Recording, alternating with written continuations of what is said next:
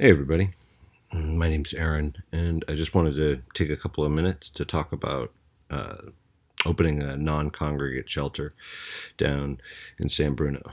Um, the response was immediate to a multifamily fire. There were about 50 clients, and that night I ran down in my Jeep to the pier, and I picked up some stuff, some Cambros, um, uh, ready meals, some masks, some PPE, and then I headed down to the hotel where we were sheltering the clients.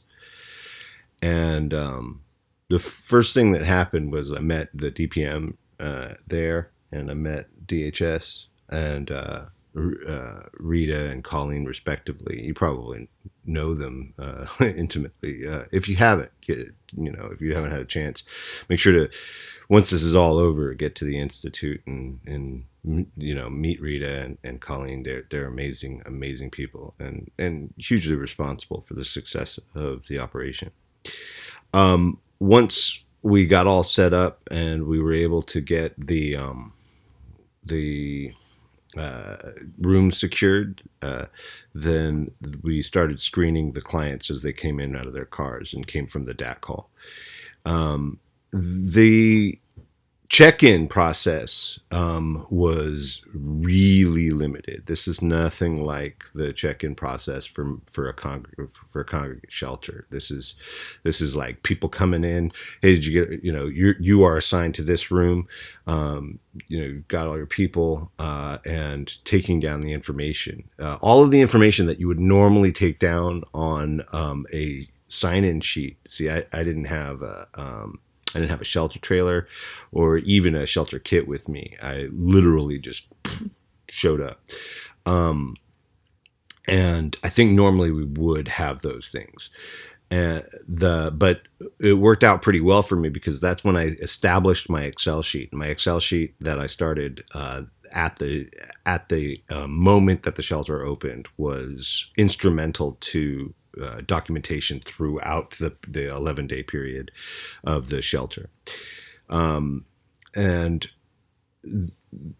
once we got everybody in, we were able to start moving like almost immediately.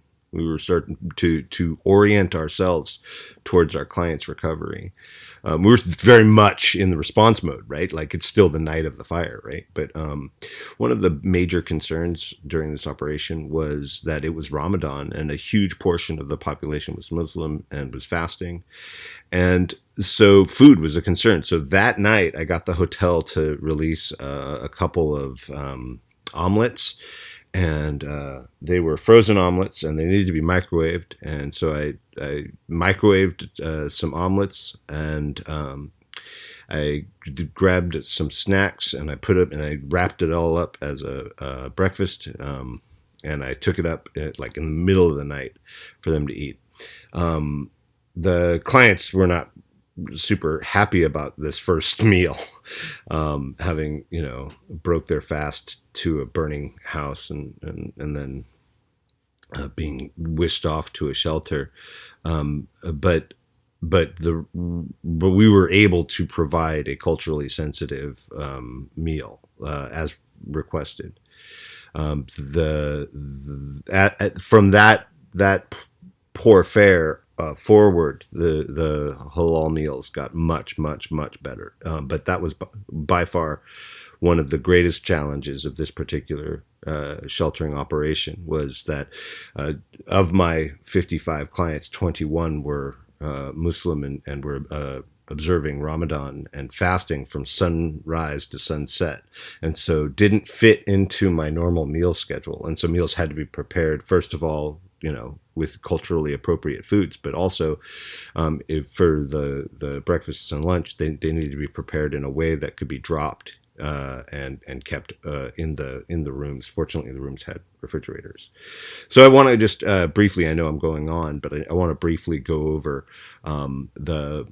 how a day went. during the sheltering operation. At 9 a.m., I would take care of walking my dog, take care of some self-care. I'd get to the shelter right around 10 a.m. We had a really limited footprint that we were trying to accomplish. So I was only scheduled from 12 to 7, but I usually had to show up from 10 to 9.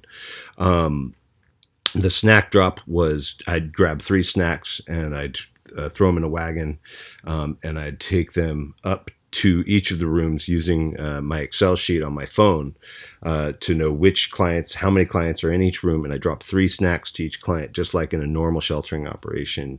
That's in feeding. That's kind of what's expected, the expected snack count per client. And from right around 11, I start checking my emails, texts, and I get my reports in. I just drag my reports right out of my Excel. My numbers, everything gets shoved into an Excel sheet that I keep running for the shelter. Right around 12, we start working on lunch. Lunch is much more complicated because everyone's getting lunch. So I have to go through and take the lunches. I have to double, triple, quintuple check that there's no pork in the lunch. So I drop the lunch to everyone. And then right around 2, I usually have some client needs, and through the sheltering operation, the clients were, having a great deal of difficulty with recovery. This was in the COVID-19 environment. It's very, very, very difficult to provide housing, or to get housing, to get out, to get an interview, to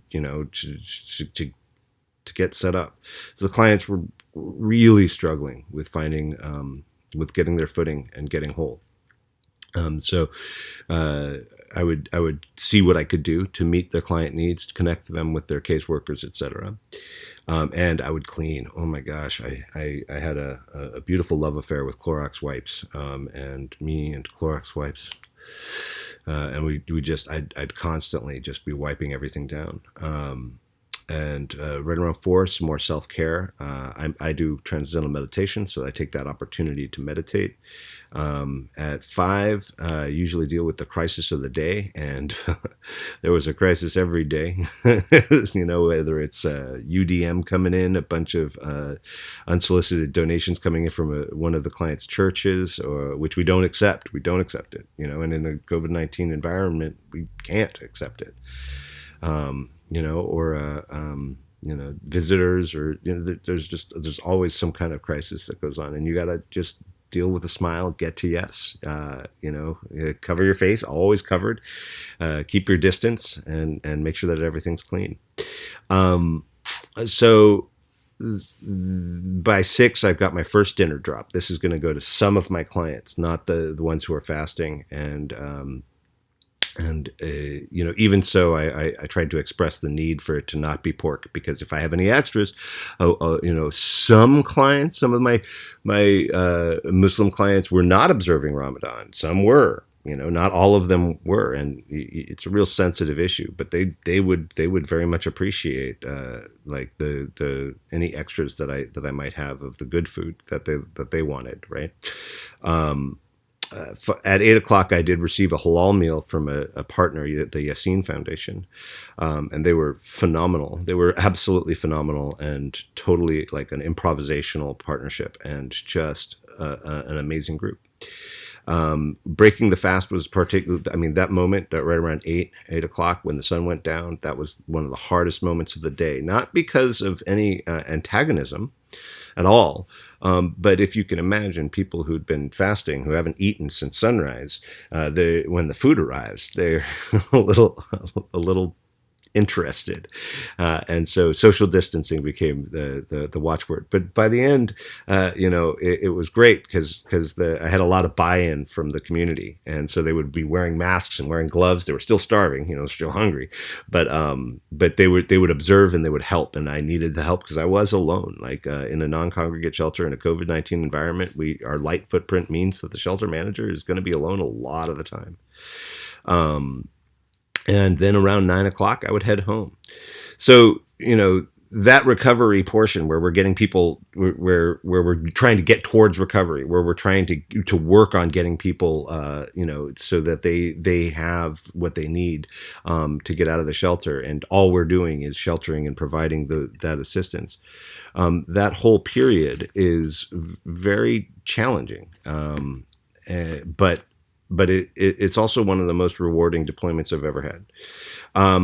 And so some of the things that were particularly wonderful for me were the moments where we would be kind of nodding towards the what's going to happen. Like, do you have a plan? And I had a couple of kids that came down that wanted to help.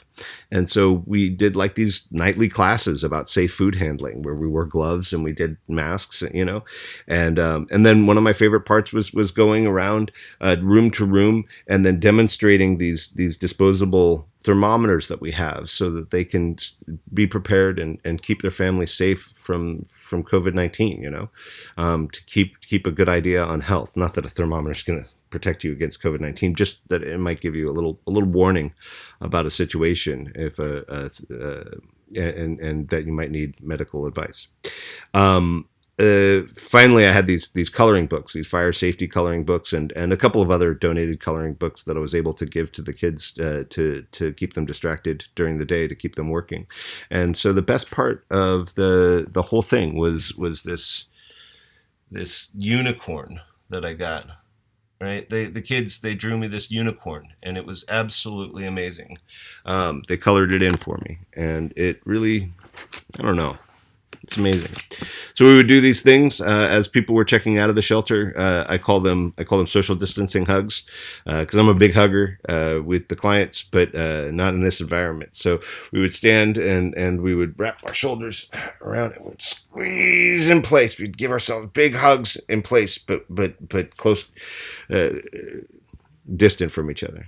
And that was a social distancing hug, and that's how we gave our goodbyes. And that was kind of my experience with opening a non-congregate shelter.